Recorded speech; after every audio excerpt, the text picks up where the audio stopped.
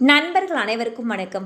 இன்னைக்கு நம்ம அந்த வீடியோவில் ரேஷன் அட்டைதாரர்களுக்கு மிக முக்கியமான அறிவிப்பு ஒன்று வெளியாகியிருக்கு. ஸோ அதை பற்றி தான் இப்போ நம்ம பார்க்க போகிறோம்.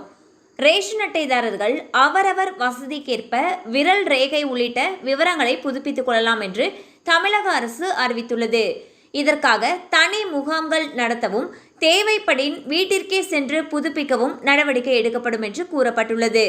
இதுவரை 63% அட்டைதாரர்களுடைய விவரங்கள் சரிபார்க்கப்பட்டிருப்பதாகவும் மீதமுள்ளவர்களுக்கும் சரிபார்க்கும் பணி படிப்படியாக நடந்து வருவதாகவும் கூறப்பட்டுள்ளது.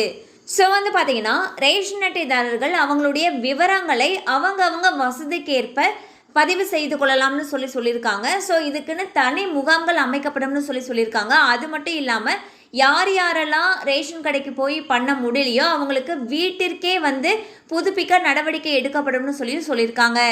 கண்டிப்பாக அந்த அப்டேட் உங்களுக்கு பயனுள்ளதாக இருந்திருக்கும் நம்புகிறோம். மேலும் இது போல் அப்டேட்ஸ் உங்களை உடனே ரீச் ஆகணும்னு நினச்சிங்கன்னா நம்ம சேனலோடு தொடர்ந்து இணைந்திருங்கள். தேங்க்யூ ஃபார் வாட்சிங்.